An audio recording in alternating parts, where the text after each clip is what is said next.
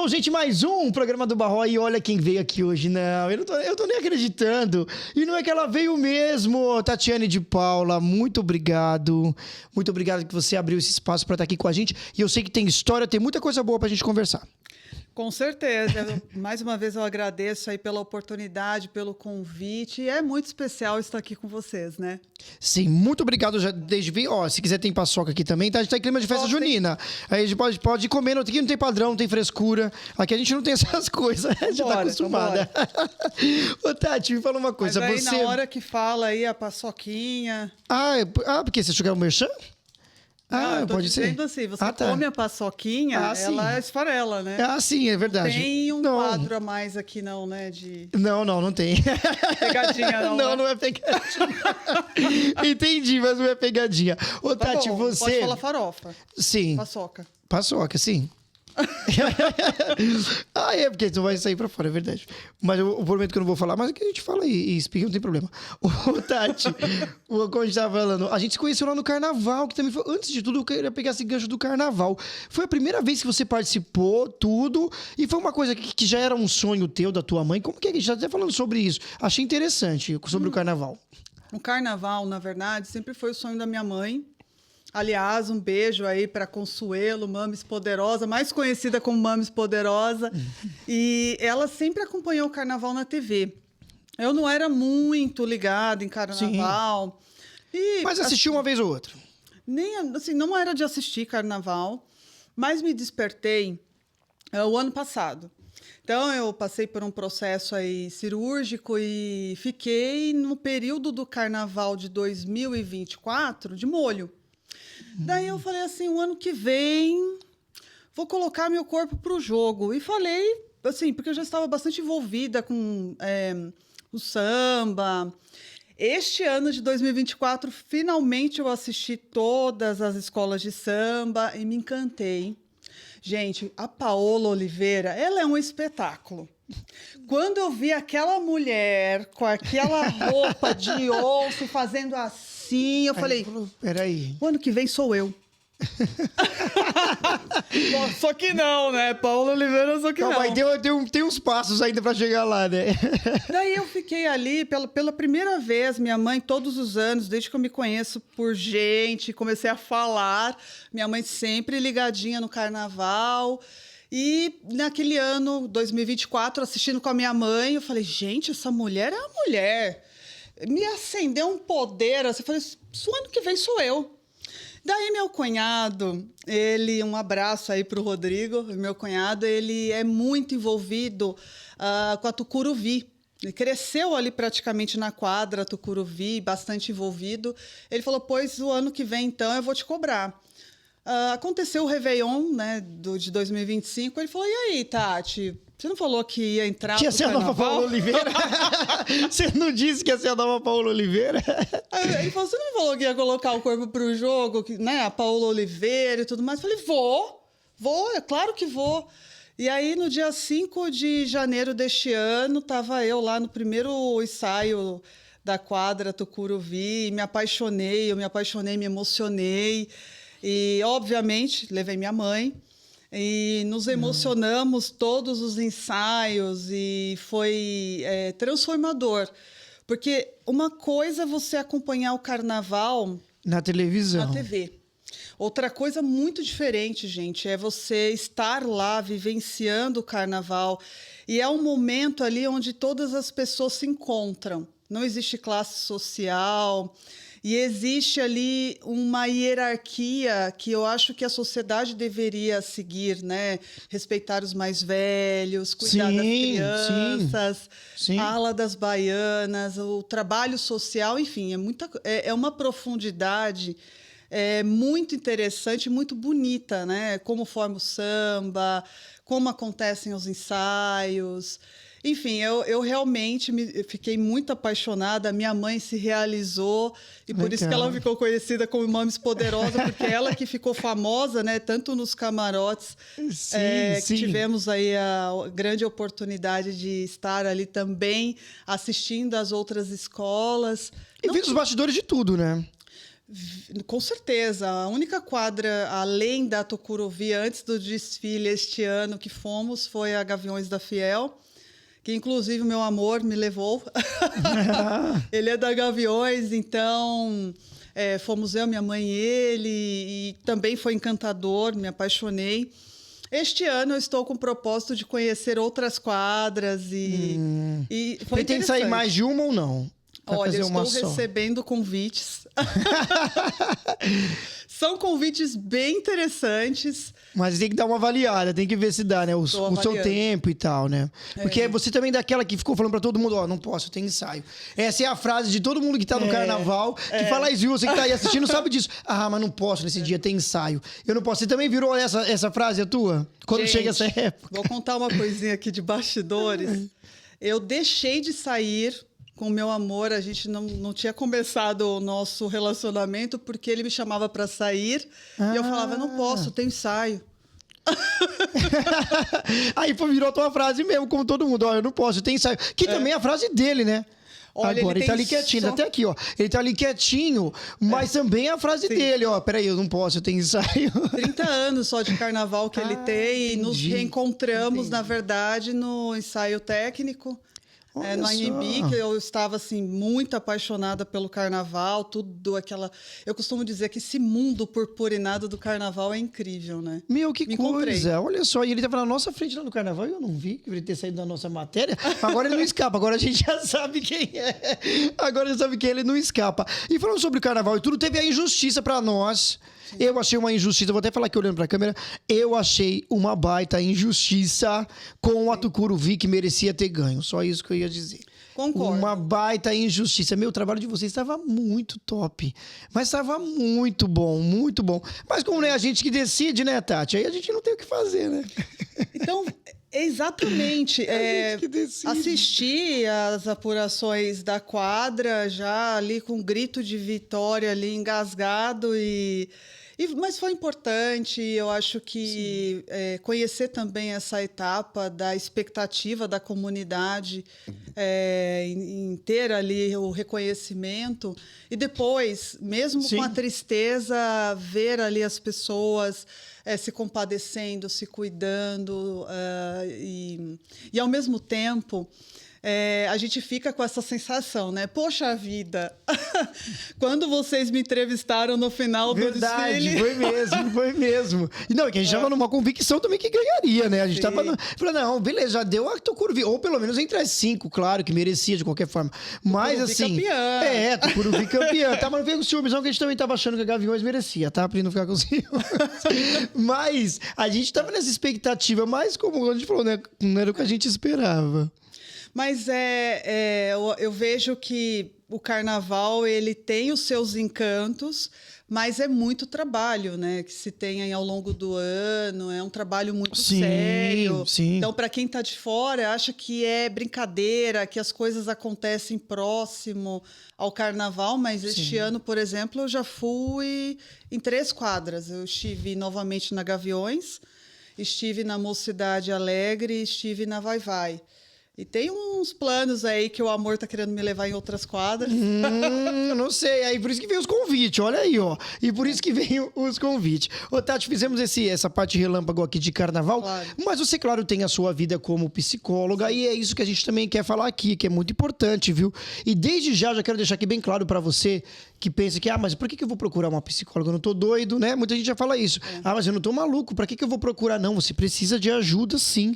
Você precisa falar com alguém. Porque hoje, né, Tati, tá muito em alta essa coisa da ansiedade, da depressão, infelizmente. Né? Imagino que você deve ter inúmeros casos, inúmeras coisas que você tem que lidar todos os dias. Mas como você entrou nessa da profissão? Você já tinha esse olhar pelas pessoas, de ajudar o próximo? Isso já era com você desde sempre? Como que foi toda essa sua parte de psicóloga, até agora, onde você chegou com o seu consultório e tudo? Vamos fazer um documentário aqui ao vivo dela aqui, vai. A psicologia, ela tem essa missão de mudar a vida das pessoas. Eu sempre tive isso comigo, de mudar o mundo e ajudar a alguém estar melhor, ser melhor. E aí eu fiquei pensando em qual profissão eu poderia mudar a vida das pessoas. Mas, antes de entrar no curso de psicologia, Você fez aquele teste vocacional. Não cheguei a fazer o teste vocacional. Entendi. Eu trabalhava com a moda, eu fui modelo na minha adolescência. Gente, ela vai falando, vai soltando as coisas, né? E eu achava que ia estudar moda ou ia estudar turismo. Olha lá, serve pra você, viu? A última opção foi psicologia e foi exatamente o curso que eu passei em primeiro lugar. E no primeiro dia eu já me encontrei. Que sensacional. E a vida profissional foi me levando a dependências e compulsões, dependência química, psicopatologia, que é exatamente todas as cronicidades hoje da psiquiatria, da psicologia, e que enfrentamos hoje nos tempos modernos, infelizmente.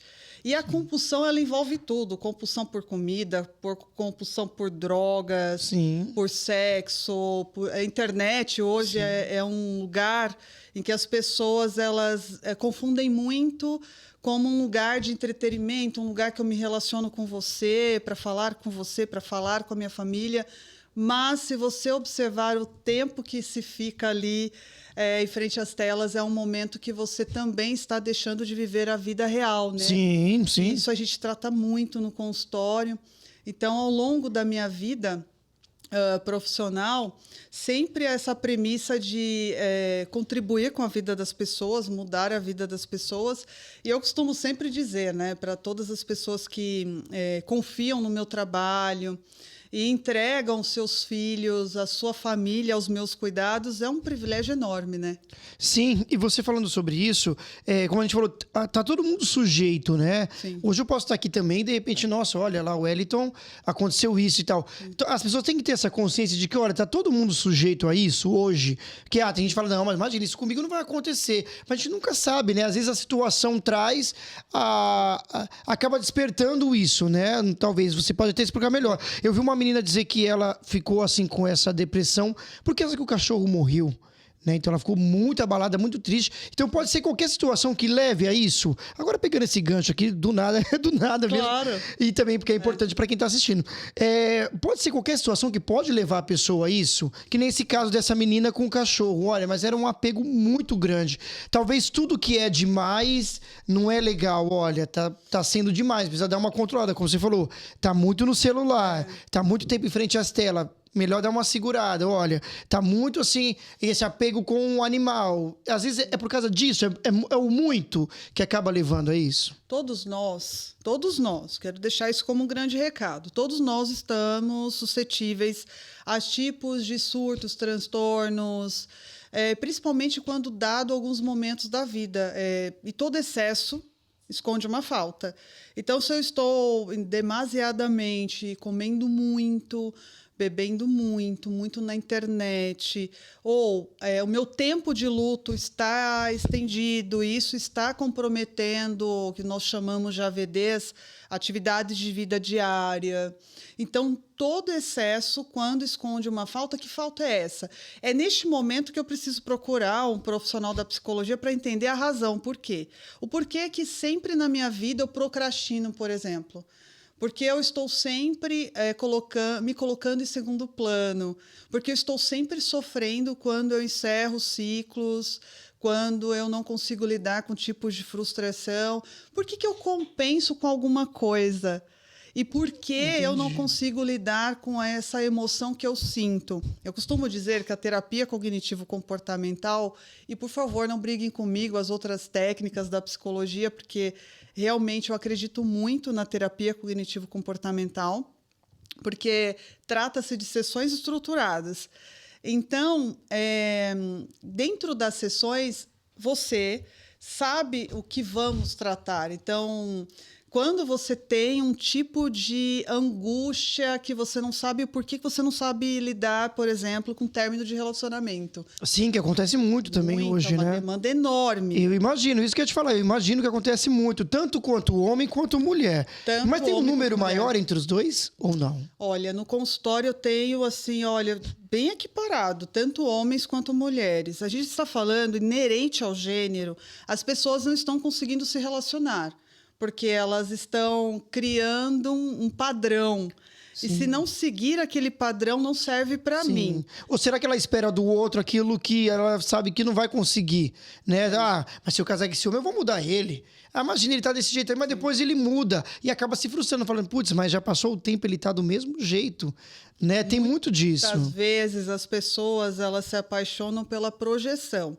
Aquilo que elas inventam no outro. Sim. E muitas vezes você, dentro da sua família de base, não conseguiu lidar, porque a gente costuma dizer assim, gente, a culpa não é do pai e da mãe, tá bom? Eu sei que tem esse estereótipo que, ao procurar o psicólogo, eu vou chegar à conclusão que a culpa é do meu pai e da minha mãe. Não é, sim. gente. Até coloca aquela coisa da maldição hereditária, né? Até falam isso, mas lá o meu avô, meu pai, todo mundo já fazia assim, aí acabou passando isso pra mim, né? Então, para deixar bastante claro, nós, profissionais da saúde mental, nós utilizamos um método que se chama anamnese clínica, e aí estudamos como foi a sua concepção. Você foi desejado ou não foi desejado? Como eram as relações iniciais dessa família de base? Porque a partir do momento que você vai tendo tipos de leitura de como as coisas aconteciam na sua relação familiar, é a maneira como você vai enxergar o seu mundo. Entendi. Muitas vezes, dentro de um núcleo familiar, temos irmãos do mesmo pai, da mesma mãe, mas até as gêmeos, né? percepções são diferentes. Sim. Porque são pessoas diferentes. Então, dentro da sua terapia, você vai entender por que você tem uma dificuldade enorme em lidar com frustração. Então, às vezes, aquele bonequinho que seu pai negou para você e negou para o seu irmãozinho, para você foi entendido que aquilo é uma rejeição. E para o seu irmãozinho, tanto faz. Ixi, tô nem aí. E aí você carrega essa impressão de mundo. Então, quando eu não tenho o que eu quero, eu me sinto extremamente frustrado, eu não consigo lidar com isso. Dentro do processo psicoterapêutico, vamos entendendo ao longo da sua jornada quantas foram as situações de rejeição e quais foram as estratégias disfuncionais que você emitiu para depois pensarmos juntos em estratégias mais estruturadas. É por isso que eu acredito na terapia cognitivo-comportamental. Então, a gente que é a área que você mais trabalha.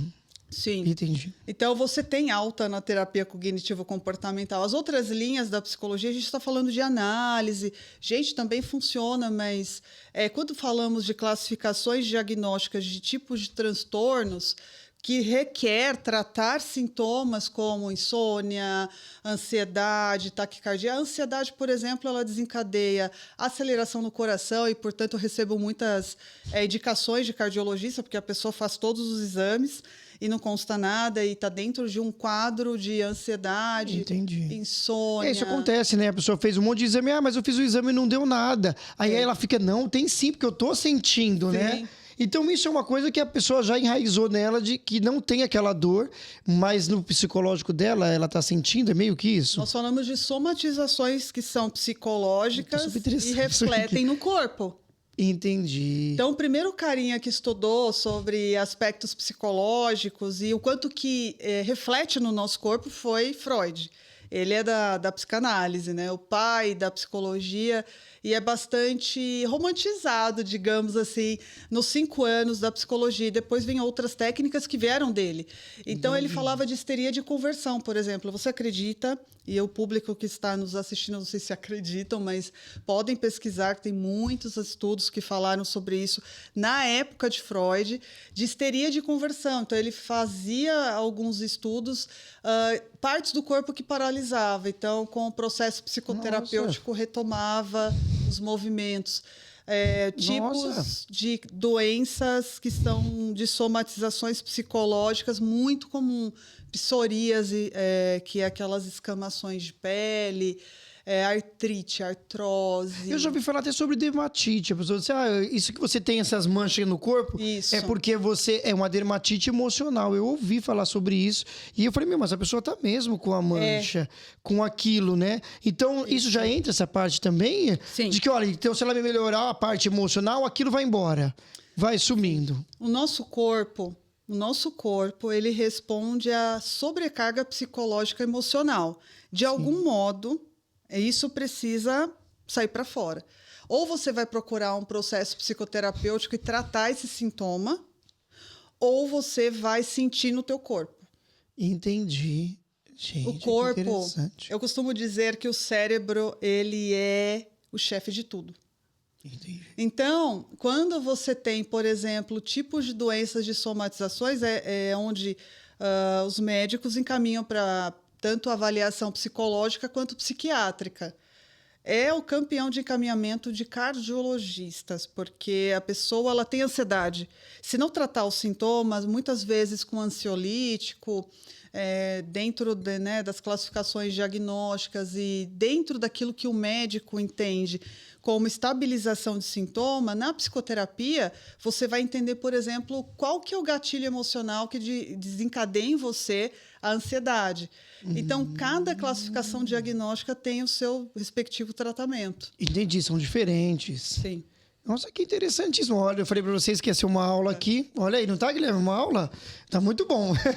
Ô, Tati, e a gente falando sobre essa coisa do relacionamento, então acontece muito disso, tanto homem quanto mulher, mas é porque é aquela coisa de, olha, eu não consigo mesmo que muitas falam assim, eu não consigo me livrar desse homem.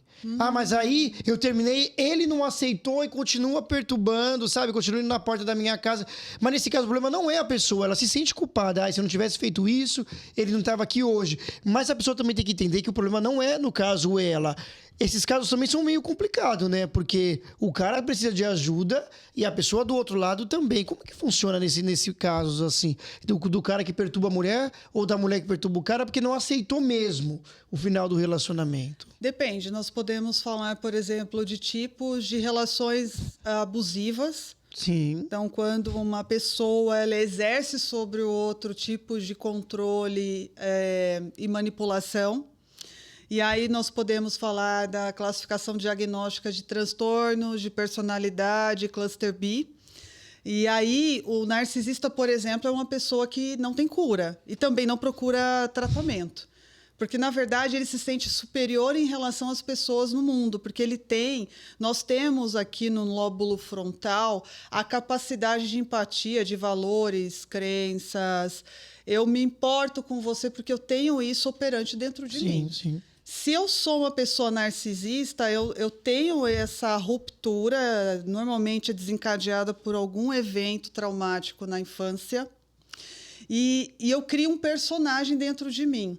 E esse personagem, eu tenho essa ruptura do lóbulo frontal e existem imagens que comprovam essa diminuição da massa encefálica dessa parte frontal. E o narcisista passa a vida controlando e manipulando pessoas. Então, tudo que envolve relacionamento amoroso, amizade, trabalho, você é uma coisa que oferece coisas para mim. Então, enquanto você me serve, ok, estou com você. Só que você precisa ser uma pessoa abaixo de mim. Então, eu vou fazendo etapas que nós chamamos de abuso. A primeira etapa, que nós chamamos de love bomb, eu realmente seduzo você ao ponto de você achar que eu sou a pessoa maravilhosa, que eu sou a única pessoa que você vai encontrar na sua vida, que você vai se encantar. A Tati é a única da minha vida, ela é incrível. Eu faço você que a pessoa não enxerga nenhum defeito, só as qualidades, né, porque da cabeça dela. Eu sou uma pessoa narcisista e eu vou fazer o espelhamento, eu vou estudar você. Gente, o narcisista, ou a narcisista, porque homem ou mulher, ele estuda a vítima. Nós não chamamos de parceiro, nós chamamos de vítima. Por quê? Eu estudo você e, nesse sentido, gente, a rede social é o prato cheio para os narcisistas. Porque lá a gente coloca a música que a gente gosta. Por exemplo, se você me pesquisar, tá gostando de carnaval, vou levar ela para a quadra. Amor, você é narcisista? Tô pensando agora. Ficou isso no ar, né? Ficou isso no ar. Pensando agora. Olha, aparentemente não parece, né? Mas assim, olhando, aparentemente, que nem agora eu falei, não Acho parece. Não, Mas o narcisista também tem esse comportamento de que ninguém percebe nada. Percebe. Ótimo. Que nem eu brinquei aqui agora. Beleza, aparentemente eu vejo que ele não tem nada. Eu vejo que o Rodrigo não tem, o Guilherme não tem. Mas tem isso, ele tem isso. Eu não vou imaginar nunca. Imagina, você acha? Esse cara ia fazer uma coisa dessa? Mas por quê? Eu faço primeiro um movimento do Love Bombing, eu estudo tudo que você Entendi. gosta, te agrado demais, te coloco no pedestal. Olha. E aí, quando você está extremamente apaixonado por mim, o que, que eu faço? As etapas da desvalorização. E sutilmente eu começo a dizer assim, aquilo que eu dizia antes, que você era o máximo, nossa, você entrevista muito bem, a sua roupa é incrível, combina com você, eu começo a dizer assim, sutilmente, nossa, hoje essa roupa aí eu acho que não pegou muito bem, eu acho que você engordou um pouquinho, acho que você precisa, Ai, né? vou até puxar a barriga aqui. E aí você vai começar a se sentir um pouco assim. Entendi. E aí eu começo a fazer tipos de tratamentos de silêncio para também te exercer um controle, para você se sentir culpado. Ai, o que eu fiz? E na frente das pessoas... E no fim a eu pessoa vou não fez ser- nada. E é isso que ela vai sentir, essa culpa, né? Na frente das pessoas, quando estivermos juntos, eu vou ser super agradável, vou ser a pessoa mais incrível, mais atenciosa. Quando chegar em casa, eu vou te tratar com indiferença. Isso são as etapas da desvalorização. E o narcisista, ele sempre tem muitas vítimas, porque ele tem um vazio existencial tão grande desse personagem que ele criou, que é bem patológico, que assim, eu tô com você, mas eu já estou falando com outras vítimas. Porque eu quero exercer o controle, eu quero ser admirado para descartar você. E eu vou te tratando mal, te tratando mal. Vou tirando o seu brilho, então você começa a não apresentar mais aqui o seu podcast, porque eu vou começar a dizer para você que você não é mais a mesma pessoa. Sim. Você tinha Os um convidados já não é conteúdo mais legal. o mesmo, né? Você tinha um conteúdo legal, sabe, Wellington? Mas eu Entendi. acho... Ai, querido, eu acho que você deveria pensar em outra profissão, porque eu quero tirar de você de você. Quando as vítimas, e a gente fala de abuso psicológico, muitas vezes vem de abuso também físico e financeiro. Muitas vítimas que ficam com rombo financeiro também, porque lembra, para o narcisista, você é uma coisa que faz coisas para mim. Isso é muito forte, tá, gente? Eu costumo dizer assim, fazer uma análise simbólica, como eles pensam. Você tem um liquidificador na sua casa. Sim. Para fazer o quê? Vitamina, um bolo, sei lá. Sim. Se ele quebra, você tem alguma culpa porque você vai trocar o seu liquidificador? Não, porque ele quebrou sozinho. É uma coisa. É. Assim o narcisista te deixa. Eles não têm envolvimento com ninguém, com o pai, com a mãe, com o filho. E não tem sentimento de nada. Não tem. E o narcisista ele está em todas as camadas sociais, em todos os papéis. Você pode ter mãe narcisista, pai narcisista, vô e vó, chefe, namoro, amigos. E eles estão em todas as partes, assim. É curioso porque as etapas de abuso, muitas vezes, vêm mascarado com migalhas de atenção e cuidado. Ele ou ela fez tudo isso comigo, me deixou mal. Ai, mas aí chegou com flores. Que fofo. Entendi. Olha, você falou uma coisa dos pais e eu pensei aqui... Pai narcisista e mãe narcisista é o pior. Sim, quando são os dois ao mesmo tempo, né? Eu tenho um caso assim. Eu ia os falar dois. isso agora. Eu ia falar isso agora. Tem um... Aí, Pode falar. Não vai sair o nome, sem querer, dessa vez não vai sair o nome, mas tem um caso, né, que até ele sabe. É um amigo lá do Rio de Janeiro e ele tem disso. Os pais... ele tá tão dependente, eu acho, emocional dos pais, que ele faz exatamente tudo que os pais querem. E tudo que ele sempre sonhou, que ele quis, ele não consegue. Porque os pais falam, isso não dá dinheiro. Você, não, pra quê? Ele não... Ó, só, você tem uma ideia, ele diz que não tem amigos. Sim. Na escola ele não falava com ninguém, ele não fazia nada, nunca levou ninguém na casa dele. Nunca fez nada, nada. Mas é exatamente essa história, do jeito que você tá falando, Tati. Não tenho nem por que brincar com isso. É exatamente desse jeito. Ele, tanto que se ele for falar comigo, ele fala, não tá perto dos pais, porque senão fica... Você tá falando com quem? Quem que é? Mas é quem? Você conheceu como? Você fez o quê? E você tem uma ideia, ele estudou educação física porque os pais quis. Ele não queria isso, o negócio dele é outra coisa. Mas isso não dá dinheiro, isso não dá futuro. Você vai fazer o quê? Sem a gente, você vai ser como? E isso fica martelando na cabeça dele. A pessoa se sente menor. Sim, e ele fala que ele não presta pra nada. Ele fala que ninguém tá nem aí pra ele, que ninguém se importa com ele. Cara, pra você ter uma ideia, eu converso com ele todos os dias. E ele fala assim, pô, você é a única pessoa aqui, eu só tenho WhatsApp porque eu só falo com você. Ninguém me dá atenção. Aí eu fiquei pensando, será que um dia eu não falar com ele, como que esse moleque vai ficar?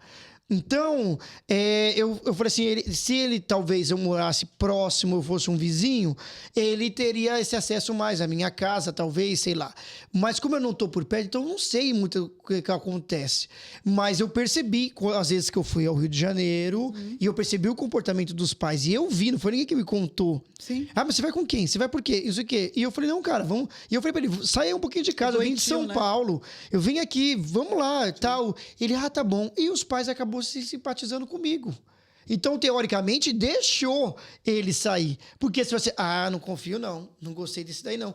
Mas por quê? Talvez ele não vai gostar, porque alguém que vai abrir os olhos dele de que, olha, você tá com um problema aqui que você precisa resolver. E os seus pais estão muito te controlando. Existe muito isso.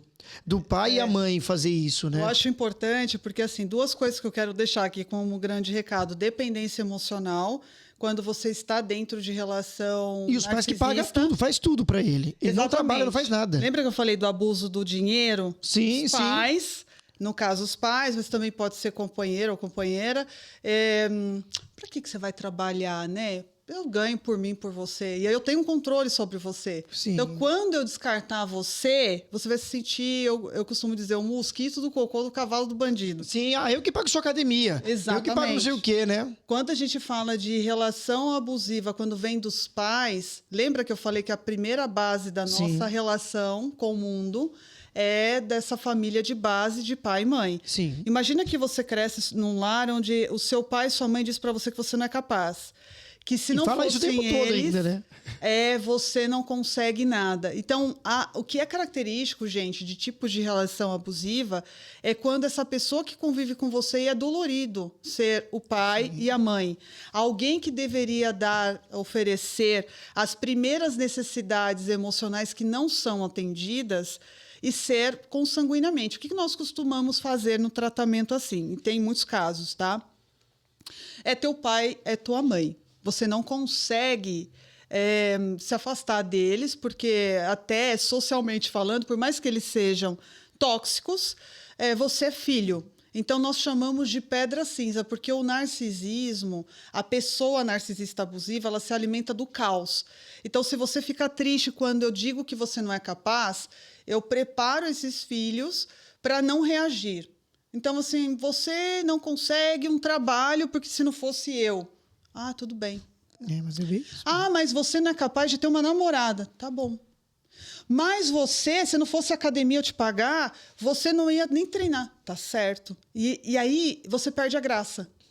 Então, quando as pessoas me procuram assim, como que eu faço para sair de tipos de relação abusiva? Eu falei, olha, quem é consanguíneo da família, você age como pedra cinza. Todas as vezes que eles trouxerem o caos, você não vai reagir. Mas se é um relacionamento amoroso, dá tchau, por favor. Se escolha. Sim. É uma oportunidade para você voltar para você. Mas é difícil, porque quando se fala de relações abusivas, nós estamos falando de um condicionamento. Porque o que acontece quando você está numa relação abusiva, não só dos pais, da família, é cerceado a sua liberdade, porque as pessoas podem te alertar. Imagina você falar... Você não é um risco ainda para os pais dele, porque eles não entenderam que você já entendeu que eles são abusivos. Mas a partir do momento que eles compreenderem, ele vai começar a falar mal de você. Sim, para querer cortar essa amizade, para que sei. não abra os olhos do... Tem um do caso rapaz. que eu acompanho. A mãe é narcisista. O rapaz, ele tem... O rapaz, assim, ele tem 40 anos hoje. Meu Deus. E ele nunca namorou. Nossa. A mãe, ele casou com a mãe, né? A mãe casou com ele. Ela quer manter aquele filho com ela para oferecer coisas para ela. Daí, toda namorada boa que aparece, ela arruma um defeito. Qual que é o defeito agora? Ela tem uma criança pequenininha, é uma menininha de 3 anos. A namorada desse meu paciente. Uma fofa menina, ele mostrou vídeos. Ele tem os conflitos que é uma criança de 3 anos? Sim, tem. claro. Mas a mãe criou um sistema simbiótico. Gente, mãe e pai necessário é aqueles que se fazem desnecessários. O pai ou a mãe que você precisa recorrer a eles para pedir orientação em tudo que você faz na vida, pensa, tá? Porque o seu pai e sua mãe precisam te preparar para a vida, para você tomar suas próprias decisões. E aí, Ele falou para a mãe: ai, a menininha faz bagunça, não sei. A mãe dele tá vendo que é uma mulher que vai tirar o controle dela. Falou assim: olha, isso vai ser muito difícil. Porque, veja, meu filho, você não tem um filho. Essa menininha vai crescer e ela não vai gostar de você. E ele veio com isso na sessão. Eu falei assim, tá, mas a Joana, que tinha uma filha mais velha, sua mãe falou a mesma coisa. A Joaquina, porque ele é bem namorador, né, gente? Ele vai, se ele assistir esse podcast, ele vai saber que é ele. Aí eu falei assim, a Mariazinha que você namorou tinha já um filho adulto. Sua mãe falou a mesma coisa. Então, assim, você não pode se afastar da sua mãe, mas haja com pedra cinza, não conte as suas coisas do seu relacionamento. Na verdade, não tem nada de errado com a atual, como não tinha nada de errado com as outras que você tentou um relacionamento. E o chato é que ele vai ficar tentando sempre, né? Isso que é o mais chato, anos, né? Vai ficar tentando e não vai sair do lugar, né? 40 anos. Caramba. E aí, vários casos, assim, nesse sentido, né? Tem um outro caso que eu acompanho, que a mulher tem a mãe narcisista, ela é casada, tem uma filha de 15 anos... Mas a mãe está sempre colocando defeitos nela, no marido dela, na filha dela, porque eles são sempre superiores. Entendi. Né? Entendi. Então, E para eles nunca vai estar bom nada, né? Nada com qualquer pessoa, porque eles são superiores. Tipo assim, olha, é a gente e é isso aí, né? quando a sua vida ela não anda, você precisa avaliar por que não está andando. Quem são as pessoas que estão no meu entorno? Sim. Essas pessoas me impulsionam para ser melhor ou estão dizendo que eu não consigo?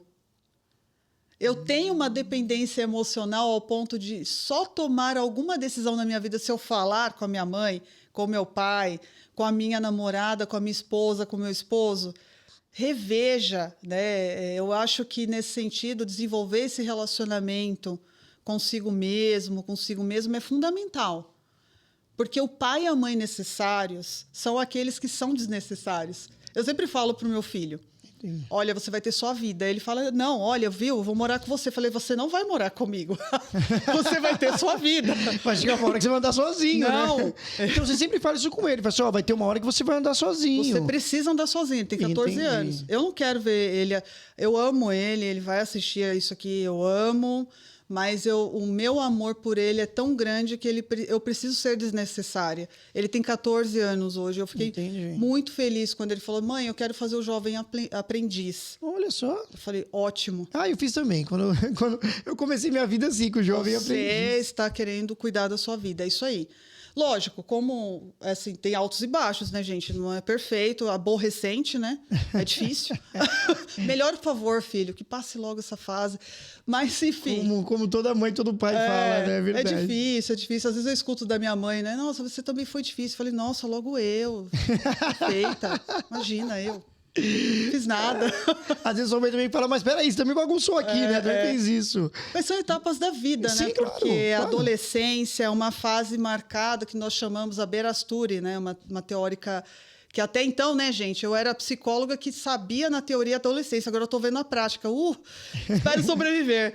Mas a Berasturi, ela fala do ciclo da adolescência normal, que a adolescência normal é marcada por conflitos. Então, isso é muito forte que ela fala. Você precisa matar os pais para encontrar a sua própria persona. E a gente faz o luto do corpo infantil e eles também fazem o luto do corpo infantil. Então, isso é muito difícil. Então, quando a gente acessa a adolescência, acessamos a nossa impotência também. Eu costumo dizer que aquilo que mais incomoda no adolescente, que a gente convive, é aquilo que reflete a gente. Aquilo que talvez a gente não trabalhou. Né? Então, é importante também que os pais façam terapia. Aliás, gente, todo mundo precisa fazer terapia, viu? Para tudo, sim. Porque às vezes você vai reproduzindo relacionamentos, falando aqui, fechando esse assunto do relacionamento abusivo, porque normalmente você foi, em algum momento lá na sua base, não atendida às suas primeiras necessidades emocionais. E aí você acredita que o amor de verdade machuca, que ele é aquela migalhinha de atenção, às vezes porque seus pais não foram atenciosos com você, ou às vezes você teve um recorte de um momento que você acha que aquilo é amor. Então, revisitar esses momentos marcantes e ressignificar é importante, né? Sim, sim, gente, que isso, tá muito bom. Tá muito bom isso aqui, tá muito interessante. Ô, Tati, falando também nessa questão de traumas, isso também é uma coisa que a pessoa já leva também sempre desde a infância. Vamos supor, sei lá, a pessoa tem um pavor de tal coisa. Isso já vem de trás e também é importante fazer a terapia, pegando agora um gancho nessa parte de trauma, seja um abuso infantil, porque realmente, infelizmente, isso acontece, né? E muita gente fala assim, eu fui abusada, por isso que eu tenho medo disso, daquilo. Um casal de amigo meu tinha esse problema, a moça tinha sido abusada e ela nunca contou pra ele. Então, às vezes é normal, pô, você tá casado há tanto tempo, você vai abraçar de noite, ela se assustava e ele não entendia certos tipos de comportamento até o dia que ela criou a coragem e contou pra ele, foi onde ele entendeu. Então, às vezes, eu acho que o primeiro passo da pessoa já falar que, olha, eu tive um problema aqui, já é um ponto para que ela possa se livrar daquilo. É meio que isso, quando tem essa questão de traumas, quando leva um trauma, seja porque meus pais me batiam muito, ou sei lá, eu fui criado com a minha avó e ela também batia, ou com meu tio, com alguém. Principalmente essa coisa de apanhar na infância ou um abuso que foi levando isso pro resto da vida. Eu, particularmente, eu já fui abusado quando eu era criança. E o que acontece? Teve uma tentativa depois na escola, né? Uns pedreiros que estavam trabalhando na reforma da escola. Eu entrei no banheiro e tinha aqueles mictórios no banheiro dos homens. E quando eu fui usar ali, encostou a porta e o outro veio na minha direção. Mas eu já estava mais esperto com essa questão. Então ele tentou, mas ele não arrumou nada. Mas até hoje eu não gosto de ir nesse mictório no banheiro. Eu prefiro esperar alguém sair da cabine e entrar. A não ser se tiver alguém, sei lá, alguém conhecido, próximo, eu até vou. E ultimamente eu tenho quebrado isso. Falei, vou sozinho pra ver. E fui em lugares públicos e tal. Mas eu não consegui. Tipo assim, pra mim era um pavor isso aí. Até hoje ainda é um pouco. Como eu falei, tô quebrando isso aos poucos. Mas isso é uma coisa que a pessoa leva desde criança, que precisa ser tratado rápido, né? Eu não preciso levar um tempo pra poder eu fazer uma terapia e me livrar disso. Nossa, primeiramente, sinto muito pelo que você passou. Sim. E eu sinto raiva, na verdade, quando eu atendo os adultos que passaram por isso, porque Sim. eu fico com aquela sensação de tentar salvar essa pessoa. Sim. A gente não consegue. E olha que eu passei isso no trabalho, passei isso em casa. Então foi uma coisa. Aí quando chegou esse período da escola, que foi uma tentativa, eu já estava mais esperto. E nesse do trabalho também. Foi uma coisa sinistra, assim. Mas eu acho que o primeiro Sim. foi uma Marcante. Coisa mais complicada, por ser alguém próximo, assim, entendeu? Então, exatamente. Normalmente os abusos que acontecem na fase infantil são de pessoas próximas. Então, nesse sentido, trabalhando com crianças, eu até falo aqui abertamente, todo profissional tem a sua limitação. Eu não consigo atender criança, já atendi criança, e para mim foi uma tortura, porque o sistema ele é muito moroso. Então, aquela criança que eu acabei de atender, eu identifiquei que está acontecendo padrão de abuso, até levar para o conselho tutelar, até fazer a visita, Sim. até que isso se torne algo justo, de justiça, essa pessoa já abusou muito mais dessa criança. Principalmente quando começam as investigações, eu ia muito mal para minha casa. Imagino. Muito mal. E quando você entende que essa é a tua vulnerabilidade, eu não continuei trabalhar com criança, então eu encaminho. Então, eu acho que todo profissional nesse sentido precisa entender a sua vulnerabilidade e a sua fase de tratamento, de posicionamento profissional que você não consegue alcançar. Eu atendo adultos, eu atendo adolescentes, mas o que eu sempre falo, né? Primeiro, sinto muito pelo que te aconteceu, e depois, o que nós podemos fazer com isso que ficou? Você, como homem, eu até te parabenizo por você estar abrindo isso para o seu público. Muitos falam isso. Você tem coragem de dizer, porque o homem tem muito aquela coisa de, epa, peraí. O homem não fala. Eu vou dizer uma coisa dessa e tal. E a sociedade, ela tem mais espaço de acolhimento para abuso quando é mulher. Mas quando é o homem, não se tem esse acolhimento. Então, os homens não falam. Quando falam em um processo psicoterapêutico, eu vou falar com um homem que já tem 50, 60 anos, que tem seus filhos, que tem sua esposa. E aí, depois de todos estes anos de ter sido abusado na infância e adolescência, ele tem coragem para falar. E quando fala com muita dificuldade. Então, eu acho que você falar abertamente que isso te aconteceu pode abrir espaço de fala para muitos homens, para que eles não se silenciem, para que eles busquem ajuda. Não quer falar para a esposa porque eles não falam. Vai procurar um profissional aí de saúde mental, psicólogo, para conseguir desmistificar essa impressão que ficou, porque se coloca muito em xeque a sexualidade. E é muito comum da vítima, inerente ao gênero, homem e mulher, sentir-se culpado pelo que Sim, houve. muitas vezes eu pensei nisso. Eu falei assim, se eu não tivesse ido ali, não tinha acontecido isso. Se não tivesse sido assim, muitas vezes. Mas aí depois, claro, eu procurei ajuda e tudo assim. A psicóloga foi conversando comigo. Aí eu fui falando, não, é verdade. Aí ela falava e eu falava, não, peraí.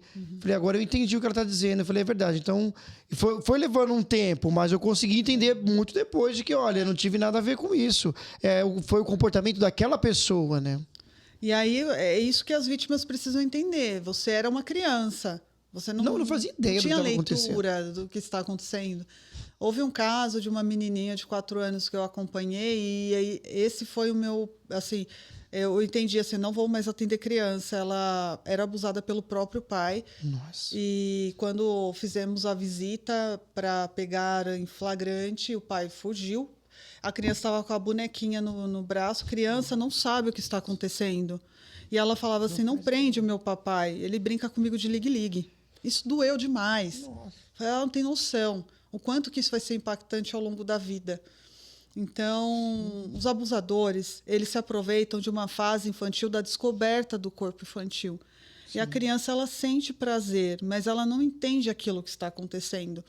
Por isso que, com o processo psicoterapêutico, é importante que a criança entenda que aquilo era o meu corpo respondendo, mas não era a minha mente, era um adulto abusando da minha inocência. E o abuso não vem só físico, ele vem psicológico também.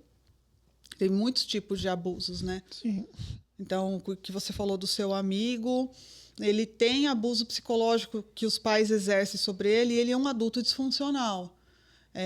Quando nós falamos de abuso físico, realmente tem reflexos na sexualidade, na vida adulta, e também da capacidade de relacionar com o mundo, com o futuro profissional, porque a pessoa ela tem aquela tendência de se recolher, de achar que é culpada de tudo, às vezes questionar a própria sexualidade. Isso não tem nada a ver, né? Foi um adulto que se abusou ali da inocência de uma criança.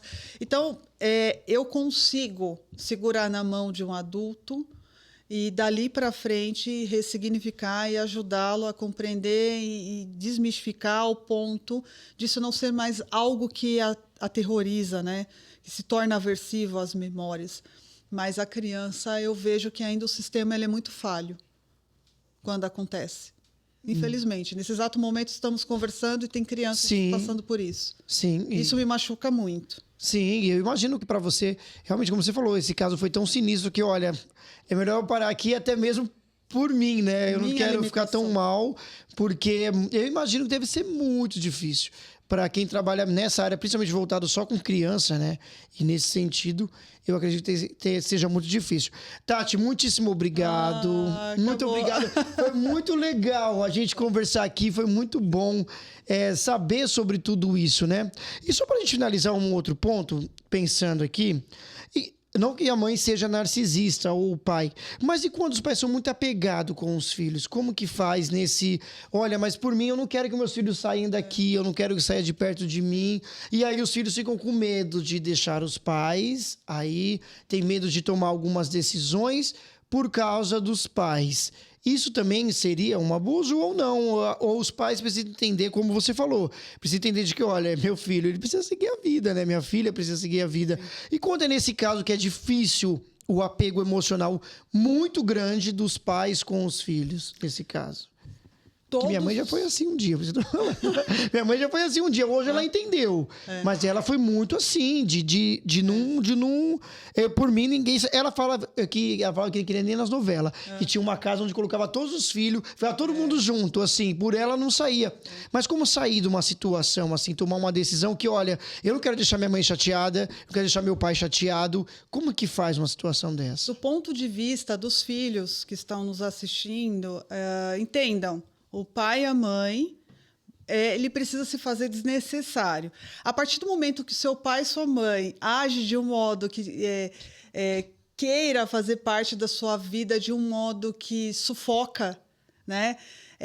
E atrapalha as etapas do desenvolvimento, você precisa encontrar seu próprio caminho, né? Como filho, não precisa bater de frente. E para os pais que estão nos assistindo, a gente chama esse tipo de relação simbiótica. Você não tem os filhos para você, para girar em torno de você. Você tem os filhos porque é um ser humano que você está preparando para o mundo. Eu tenho uma missão, eu tenho um futuro homem na minha mão. Eu entendo que eu vou passar princípios, eu vou passar valores, eu vou passar quem eu fui e o que eu espero que ele possa ser. Que ele seja essencialmente uma pessoa boa. Agora, qual profissão que ele vai escolher na vida, o tipo de relacionamento que ele vai desenvolver na vida, isso é uma escolha dele. Sim. A partir do momento que ele se torna um adulto, eu começo a interferir nisso, eu falo isso para ele, não deixa ninguém dizer que você não é capaz, nem eu que sou sua mãe. Você precisa ter sua própria crítica das coisas que acontecem. Então, a partir do momento que eu começo a interferir nas escolhas dele, eu não estou sendo uma boa mãe, eu estou sendo simbiótica. Então, nós criamos o filho para o mundo. E muitas pessoas não estão preparadas para ter filhos, porque acham que é um bebezinho, e aí eu tenho aquilo que é meu. O filho é para o mundo. Então, lógico, vou sentir saudades se meu filho resolver morar na Islândia, mas se ele estiver feliz com essa escolha... Se quiser ir para algum país da Europa... Eu vou adorar, filho. Depois manda um agrado para a mãe em euro, né? Só te mandando uns euros aí.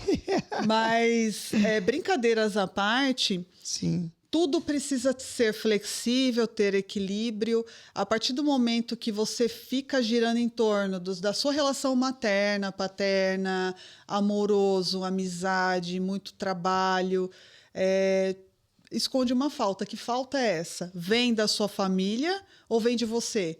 Então, esse processo do autoconhecimento ele é fundamental. Acho que isso é um grande recado aqui. É isso, foi sensacional. Tati, quem quiser procurar, saber mais nas redes sociais, tudo, quem quiser seguir, quem quiser ficar olhando você lá, postando lá na quadra, nos desfiles, fala tudo pra gente aí. Bom, meu Instagram é Tatiane, com E de escola, tá, gente? Porque o pessoal tem mania de me chamar de Tatiana, que é incrível. Tatiane. Com E de escola. Com E de escola. Tá bom? tatianepaula.psi. Cara, que sensacional. Olha, eu falei pra ela, você foi na Record, falei, foi na Cultura, foi em tudo quanto é lugar, tem que vir aqui no meu programa também. Adorei. Muito obrigado, foi muito legal. E quem sabe na próxima a gente traz aqui uma outra pessoa, faz uma coisa diferente também. A gente vê uns casos aqui, umas coisas muito interessantes. Pega uns casos que já aconteceu e dá uma avaliada. Isso também é muito interessante. É isso, gente. Isso foi mais um programa do Barró. Segue aí o Tagarela Estúdio. Muito legal aqui, não é legal? Maravilhoso. Muito legal aqui o Tagarela. Recomendo. Muito bom, muito bom. Você que quer gravar seu podcast, já sabe, Tagarela Estúdio. Guilherme, mais uma vez, muitíssimo obrigado aí na técnica. E é isso, gente. Valeu, até a próxima.